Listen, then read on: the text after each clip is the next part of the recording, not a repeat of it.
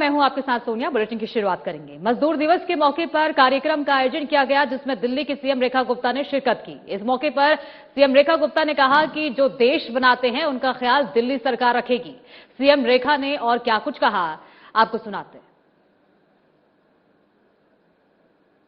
मंच पे मेरे साथ दिल्ली सरकार में हमारे श्रम मंत्री जो लगातार अपनी ऊर्जा के साथ, अपनी मेहनत के साथ काम करते हुए दिल्ली के हमारे इन श्रमजीवी भाई बहनों के लिए काम कर रहे हैं, मैं आपका अभिनंदन करती हूँ।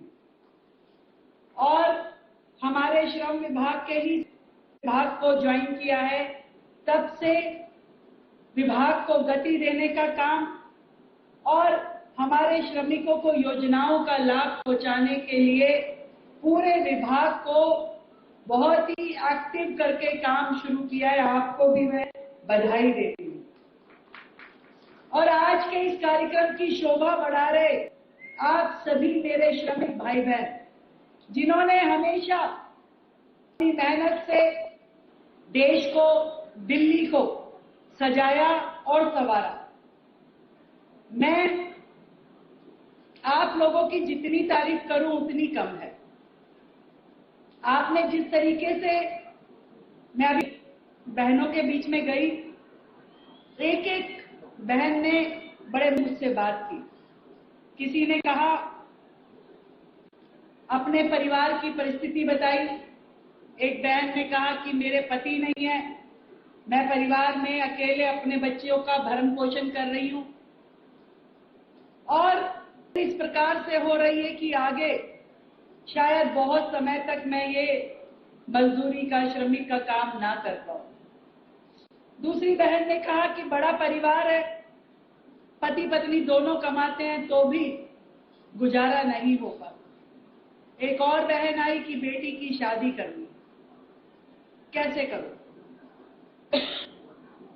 ये सारी दिक्कतें ऐसा नहीं है कि आज मेरे कानों तक पड़ी।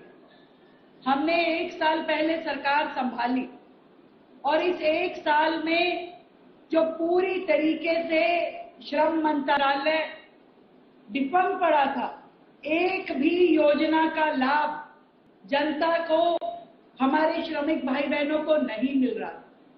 इतने से तो जो पोर्टल था जहां लेबर रजिस्ट्रेशन होता था, वो नहीं हो पा रहा है। और हमने आने के बाद उस पोर्टल को नया बना के करके जनता के बीच में फिर से डाला है, ताकि हमारे जो दिल्ली में काम कर रहे हैं वो अपना रजिस्ट्रेशन पोर्टल पे, और उसके माध्यम से सरकार की जितनी योजनाएं हैं उसका लाभ आपको मिल सके। हम ये चाहते हैं आपकी जितनी दुख तकलीफें हैं, हर एक तकलीफ का समाधान हो, आपको बेहतर काम करने की परिस्थितियां मिले, सुविधाएं मिले, जीने की सरल राह मिले, बच्चों को पढ़ाई मिले, आपको स्वास्थ्य मिले। और इन सब को करने के लिए सरकार कोई भी कसर छोड़ने वाली नहीं है, ये मैं आपको वादा करती हूँ।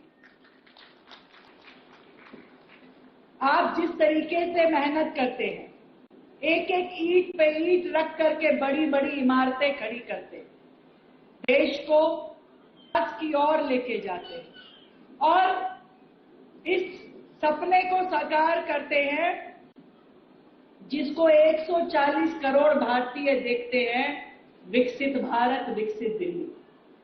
और उसमें आपकी भूमिका को कभी नकारा नहीं जा सकता।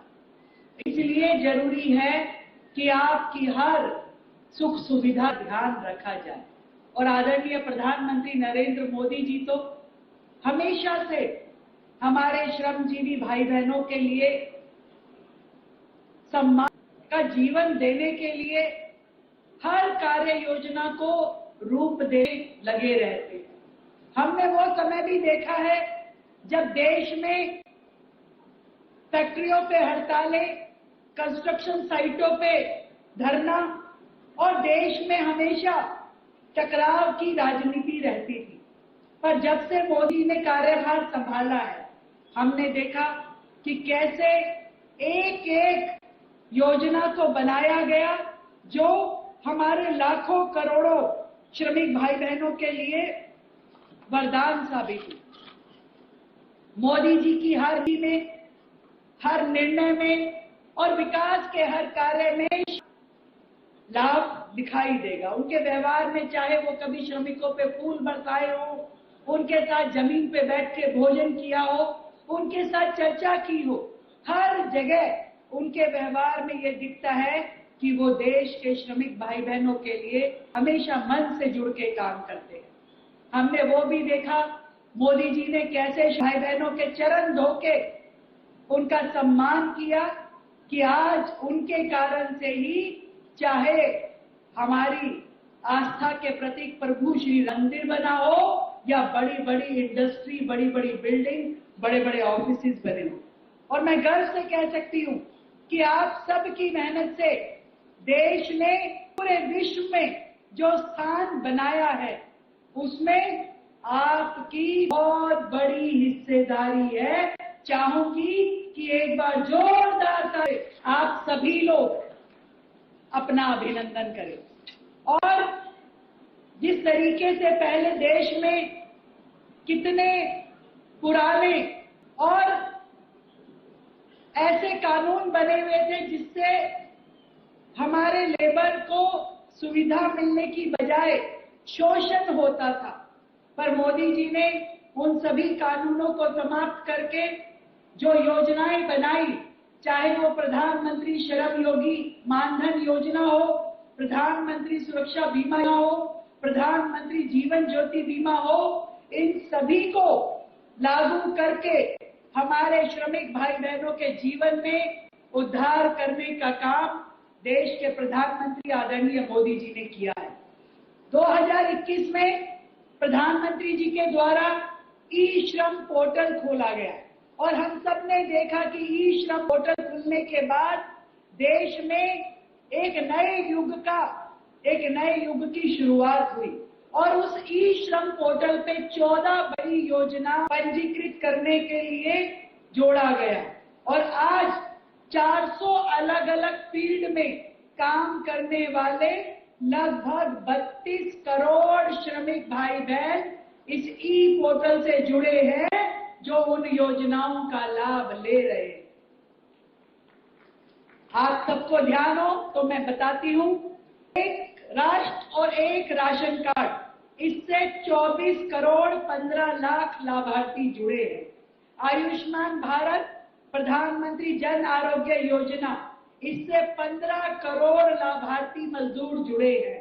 प्रधानमंत्री सुरक्षा बीमा योजना, इससे 9 करोड़ के करीब हमारे लाभार्थी मजदूर और विकसित भारत जी राम जी योजना के तहत हमारे 6 करोड़ से ज्यादा लाभार्थी जुड़े हैं। प्रधानमंत्री जीवन ज्योति बीमा योजना, जिससे 2.25 करोड़ से अधिक लाभार्थी जुड़े हैं। प्रधानमंत्री आवास योजना, उससे लगभग 1 करोड़ लाभार्थी जुड़े हैं।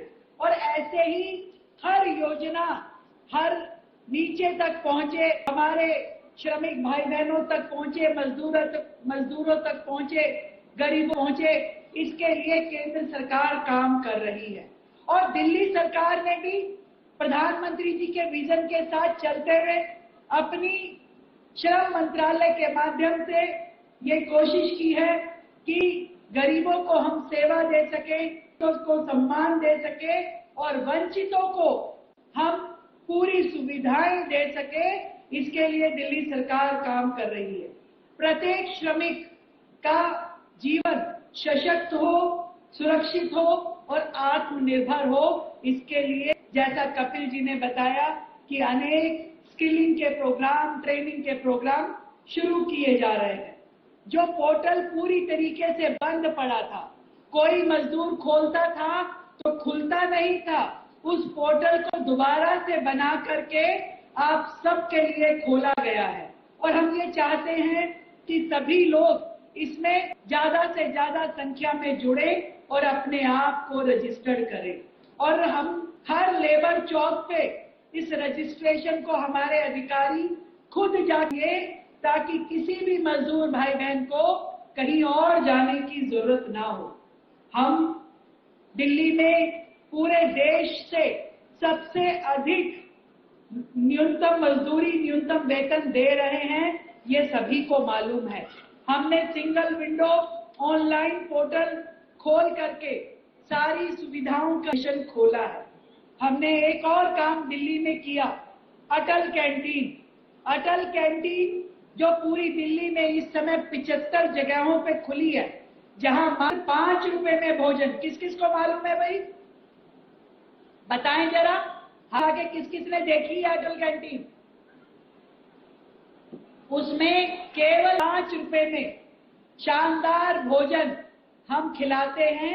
रोजाना लगभग 1 लाख लोग अटल कैंटीन पे भोजन करते हैं और वो विशेष रूप से मजदूर भाई बहनों के लिए खोली गई है, जो लोग परिवार से दूर रहते हैं, अकेले रहते हैं और खुद जाके घर पे रात को भोजन बनाते हैं। ऐसे में ये अटल कैंटीन उनके लिए वरदान साबित हो रही है, जहां मात्र 5 रुपए देके सम्मानजनक तरीके से बैठ के स्टील के बर्तनों में भोजन कराया जाता है। इसी तरीके से दिल्ली में हमने 400 आयुष्मान आरोग्य मंदिर खोले हैं। ये आयुष्मान आरोग्य मंदिर वो जगह है जब आपकी किसी भी प्रकार की भारी बीमारी में आप वहां जाकर के निःशुल्क उपचार ले सकते हैं। चाहे टेस्ट वैक्सीनेशन हो, चाहे गर्भवती महिलाओं को सुझाव लेने हो, दिखाना हो, ये सारी सुविधाएं आयुष्मान आरोग्य मंदिरों में उपलब्ध है। वहां जाकर के आप ये लाभ ले सकते हैं। और इस साल हमने एक और योजना आप सबके लिए बनाई है, मोबाइल स्वास्थ्य सेवा। मोबाइल स्वास्थ्य सेवा का मतलब है कि गाड़ियां तैयार की जा रही है जो आप लोग की कंस्ट्रक्शन साइट पे ही आके, लेबर चौक पे ही पहुंच के आपके स्वास्थ्य की जांच करेगी, उपचार करेगी, दवाई देगी, ताकि आपको कहीं जाने की जरूरत ना हो। अच्छा है कि नहीं अच्छा है? साथियों, जितनी बातें अभी हमारे श्रम मंत्री जी ने कही, मैं आपको ये विश्वास दिलाती हूं कि अपने श्रमिक परिवारों के लिए, भाई बहनों के लिए, आपकी हर एक तकलीफ के लिए हम कारगर योजना बनाते हुए उसका लाभ आप तक पहुंचाएंगे। बेटियों की शादी, बच्चों की शिक्षा, दोनों के लिए मानदेय देकर के आपको मदद करना चाहती है। इसी तरीके से हमारी गर्भवती बहनें, उनके भी स्वास्थ्य को देखते हुए हर गर्भवती बहन को सरकार की ओर से मानदेय दिया जाना अभी शुरू हो रहा है, जो आप तक पहुंचेगा। और साथ ही जो बात गरीब बेटियों की शादियों की, हम सरकार की ओर से सीधा माँ बाप को भी देंगे और सामूहिक विवाह साल में 2 बार, जिसमें हमारे मजदूर परिवारों की बेटियों को वहां शादी करके सारी की सारी व्यवस्थाएं करके स्वयं उनका कन्यादान करेंगे। ये भी हम, मैं इतना कहती हूं कि आप लोग दिन रात मेहनत करके देश का निर्माण कर रहे हैं, देश की नींव को मजबूत कर रहे हैं। इसलिए आपकी जड़ें मजबूत रहे, आपका परिवार सुख शांति में रहे, उसकी जिम्मेदारी सरकार की है और उस जिम्मेदारी को पूरी तरीके से निभाएंगे। आपको कोई तकलीफ ना आए। और जितनी योजनाएं हैं, जैसे अभी गर्मी का मौसम है, हमने एक एक इंडस्ट्री को, फैक्ट्री को, कंस्ट्रक्शन साइट के ओनर को ये कहा है, किसी भी मजदूर भाई बहन को दिक्कत ना आए, उनको दोपहर के समय ब्रेक मिलना चाहिए, उनके पानी की, शौचालय की, आराम की व्यवस्थाएं होनी चाहिए, ताकि कोई भी परेशानी आपको ना हो। मैं अपनी बहनों से विशेष रूप से कहना चाहती हूँ, जो विषय आपने मुझे बताए हैं, मैं आपकी तकलीफ के हर विषय सरकार की ओर से योजना बना के जल्द आप तक पहुंचाऊंगी। आप इस बात का विश्वास रखिए। आप सबको इस लेबर दिवस की ये एक तरीके से हम सबके लिए सम्मान का दिन है, जिसे मिल करके हम मनाते हैं। बहुत शुभकामनाएं देती हूँ, बधाई देती हूँ। आप सदैव मुस्कुराते रहे, ईश्वर की कृपा, प्रभु राम की कृपा आप सब पे बनी रहे। जय हिंद, जय भारत। दिल्ली विधानसभा के विशेष सत्र का आयोजन किया गया, जिसमें दिल्ली की सीएम रेखा गुप्ता ने नारी शक्ति वंदन अधिनियम पर अपनी बात रखी। सीएम रेखा ने इस दौरान कहा, सुनो द्रौपदी शस्त्र उठा लो। दिल्ली सरकार के हमारे सभी विधायकगणों का, जिन्होंने इस चर्चा में सहभागिता की और पूरा अपना समर्थन दिया, इस बिल को अपनी ओर से ये बता के कि ये कितना जरूरी कदम था, अपना समर्थन देते हुए आपने जितने शब्द कहे, मैं देश की आधी आबादी की ओर से आप सभी को बहुत बहुत धन्यवाद करता हूं। और सच में हमें दुख है इस बात का कि ये जो 16, 17 और 18 अप्रैल हमारे लोकतंत्र के काले अध्याय के रूप में कहीं ना कहीं जुड़ गया है, वो 3 दिन जब पूरे के पूरे देश की हर महिला लोकसभा की ओर देख रही थी कि 78 साल का इंतजार शायद अब खत्म होने वाला है। वर्षों से देश की महिलाएं ये इंतजार कर रही थी कि हमें प्रतिनिधित्व मिलेगा विधानसभाओं में, लोकसभाओं में, और वहां पहुंच करके हम भी देश की नीति निर्माण का हिस्सा बन पाएंगे। पर अफसोस कि वो 16 और 17 को जितनी चर्चाएं लोकसभा में हुई, वो बहुत ही निराशा देने वाली थी। क्यों जरूरत पड़ी इस महिला आरक्षण की, ये एक बहुत बड़ा प्रश्न हमारे समाज के आगे बार बार आता है। हम भारत देश में महिला और पुरुष की परिस्थितियां दोनों बहुत अलग अलग है। दोनों अलग अलग सामाजिक परिप्रेक्ष्य में बड़े होते हैं। एक महिला समाज की अपेक्षाओं को अपने ऊपर रख करके जब चलती है, तो वो उस गति में आगे नहीं बढ़ पाती जिससे कि एक पुरुष आगे बढ़ पाती। वो आज घर से बाहर निकलती है तो उसको सैकड़ों सवालों के जवाब देने पड़ते हैं। एक महिला जब आगे बढ़ना चाहती है तो अनेकों इजाजत उसको लेनी पड़ती है, पुरुष को नहीं लेनी पड़ती। इजाजत लेनी है, ना कोई प्रतिबद्धता है और ना ही कोई अवहेलना का सामना करना पड़ता। महिला को हर तरीके की अवहेलनाओं से डर करके अपने आप को आगे देखना पड़ता है।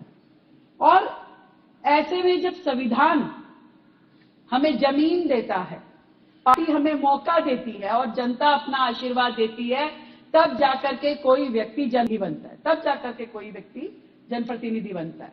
मैं अपनी बात कहती हूं, संगठन में पार्टी ने हमें मौका दिया, जो रिजर्वेशन की जमीन दी, जनता ने आशीर्वाद दिया, तब जन सेवा की इस दहलीज पे मेरे जैसी दिल्ली की एक साधारण परिवार की बेटी ने कदम रखा। इस पॉलिटिकल फील्ड में मैं आ पाई और अपने संघर्ष को चलते हुए मैंने दिल्ली शहर में सेवा दी और एक असंभव सा दिखने वाला, एक दुर्गम सा दिखने वाला ये रास्ता मैंने तय किया। इसमें हमारे नेतृत्व का, आदरणीय प्रधानमंत्री जी का बहुत बड़ा आशीर्वाद हमें मिला। पर हर पार्टी में ऐसे नेता नहीं होते, इतने बड़े दिल के लोग नहीं होते कि एक किसी पॉलिटिकल बैकग्राउंड की एक साधारण महिला को मुख्यमंत्री के दायित्व से नवाज सके। नहीं होते अध्यक्ष जी, नहीं होते। और पूरे देश लगभग 15 लाख ऐसी महिलाएं हैं जो पंचायत स्तर पे, निगम के स्तर पे चुन करके आती हैं। पर विधानसभा जाते जाते, विधानसभा तक पहुंचते पहुंचते मैं आपको बताना चाहूंगी कि 4600 सदस्य पूरे देश में विधानसभा सदस्य है, पर उसमें से मात्र 10% महिला तक पहुंच पाती है। और इसी तरह लोकसभा तक पहुंचते पहुंचते वो संख्या इसी तरीके कम रहती है। 13 से 14% आज की वर्तमान की लोकसभा में, राज्यसभा में भी इतनी महिलाएं हैं। क्या तकलीफ रहती है, क्या परेशानी होती है, क्या विपत्तियां हैं, क्या आपत्तियां हैं कि ये महिलाएं विधानसभा और लोकसभा तक नहीं पहुंच पाती। ये एक बड़ा प्रश्न है कि क्यों महिलाओं को ये मौका नहीं मिलता है। देश आजाद हुआ, देश का संविधान बना, और संविधान जब बना तो संविधान सभा की सलाएं भी थी। सरोजिनी नायडू जी थी, विजयलक्ष्मी पंडित जी थी, सुचेता कृपलानी जी भी थी। जब संविधान लिखा गया तो बहुत समानता का अधिकार दे दिया, वोट का दे दिया, चुनाव लड़ने का अधिकार दे दिया। उन्हें लगा कि बस इतने से आजाद भारत में तरक्की कर जाएंगी, आगे बढ़ जाएंगी, पर उन्हें नहीं मालूम था कि आजाद भारत के ये राजनीतिक दल महिलाओं को कभी आगे आने ही नहीं देंगे। बुलेटिन में फिलहाल इतना ही। आगे की तमाम खबरों के लिए बने रहिए हमारे साथ।